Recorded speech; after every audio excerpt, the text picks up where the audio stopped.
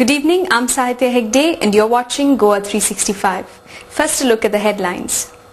India's first online elections held successfully at BITS-Pilani in Goa. Arlem Beach Football Festival gets underway at Miramar. Festival of Our Lady of Valankani observed. We take a look at the happenings in state in the week that went by. And we have a story on a lady who practices medicine but writes books with social messages. Now the news in detail. The first online elections were successfully held at BITS-Pilani in Goa to elect the Council for Students' Affairs (CSA). With its success, this prestigious institution adds yet another feather in its cap for being the first in the country to initiate a novel method of voting. Harisudan was elected president of the CSA while Paritosh was voted as the General Secretary. Srivatsal was elected the Vice President and Madan got elected to the post of the Treasurer. This is the computer lab of our institution, and this is one of the election booths. We have 20 election booths like this. The students one by one they come here. Concerned faculty is sitting here to guide them. Students come and collect his slip where his name, his ID number is given, and the faculty gives him a slip which contains the password through which they can go to the computer, their respective computers. It is with the sole aim of making the entire election paperless and error-free that two students, Alap Tripathi and Roshan Sumbali, designed the software in a record time of 15 days. We have with us over here the people who are the students rather who have designed the software for the entire election which is being held in BITS-Pilani. They are Mr. Alap Tripathi and Mr. Roshan Sampani. Mr. Alap, can you please tell us as to how exactly you designed this software and what was the main enthusiasm behind doing this? The election process was supposed to be held manually.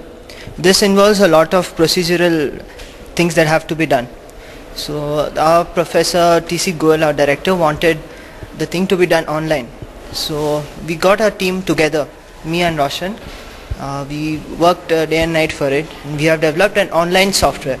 We used a software called Microsoft Access. So what we did is we broke up our jobs into two parts. He took part of the database which actually controls all the student information, and I did the counting of the votes and all that other part. So like that we distributed our jobs over 15 days and we completed it in 15 days. The software was so designed that it's user-friendly and enables the voter to cast his ballot online in favor of a candidate of their choice. The presiding officer locates the voter's name on the electoral roll and confirms the voter's identity.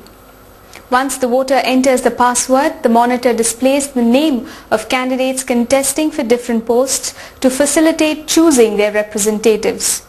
In all, 1,104 voters exercised their franchise to elect candidates for 48 posts. Although a total of 62 computers were involved in the election process, all the votes were accumulated in 10 computers. One of the important features is that many of the candidates, in addition to having many of the candidates, we also have none of the above option, which is very important so that electors can find out whether they want any of those candidates or not. The voting was completed by 5:30 p.m. and the results were declared by 8:30 p.m.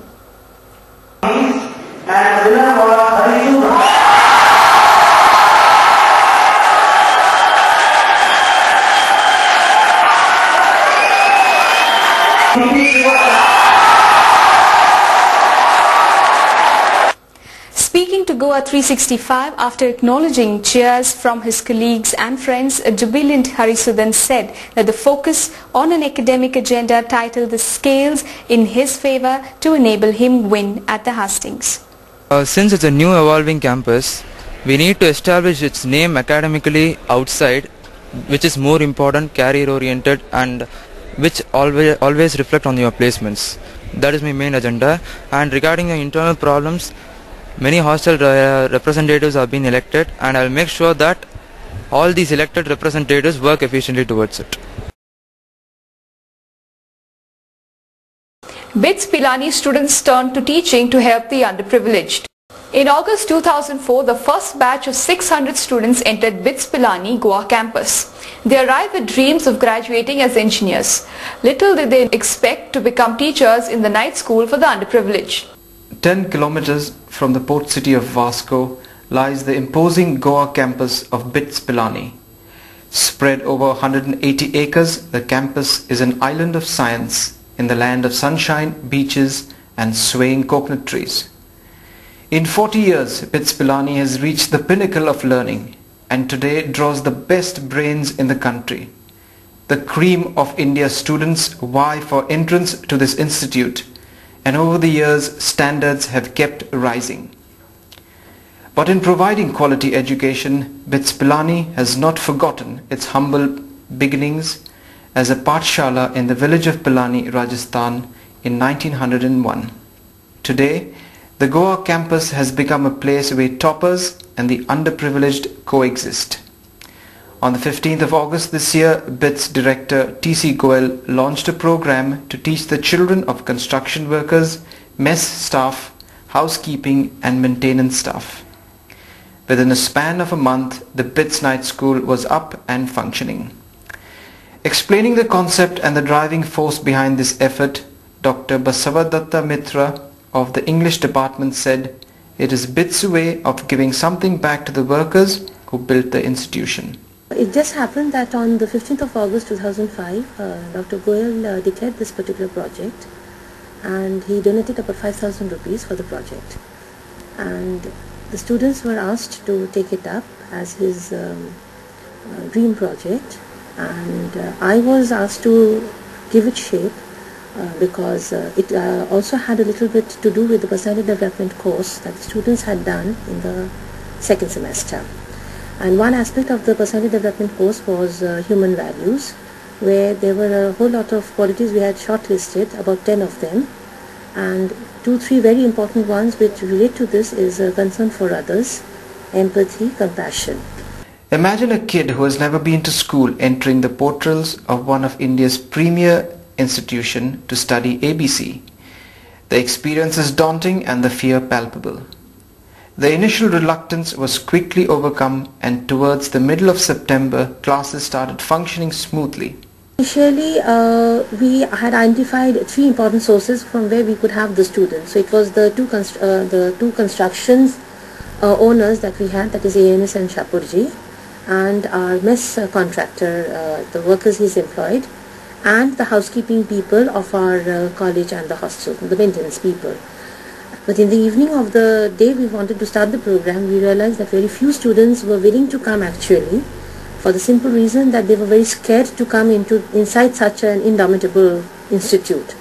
And then we did send out people, so they brought them in, and after the initial fear that they had, a little scared, a little embarrassed, a little uncomfortable, we were able to give them that mental comfort which is very important. Classes are held thrice a week, and the teachers are the students who devote at least 1 hour a week towards teaching these children of a lesser God.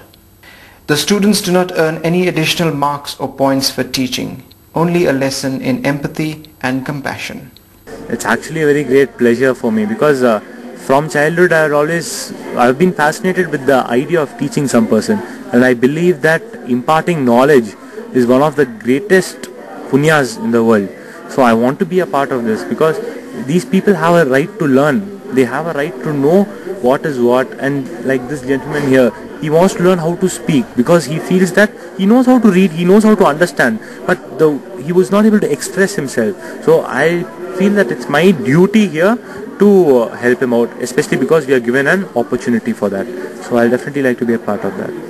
And how is it possible for students who can scarcely find the time for sports to find time to teach children of construction workers and canteen managers? In the beginning, we all had a problem that whether it will take too much of our time. But then we sorted that out by saying that each person will have to come for 1 hour every week to teach them. And like what we divided is, we divided them into 2 groups. I mean, for 2 people, there will be 6 tutors, and 2 of them will come for 3 times a week. So 3 classes, 2 they will come. So that way, you see, a person has to spend just 1 hour, and 1 hour per week, I think it's like a responsibility which we have to spend. Over 100 years have passed since the Pathshala was started in Pilani, and despite the passage of a century, the vision of the Birla family has not dimmed.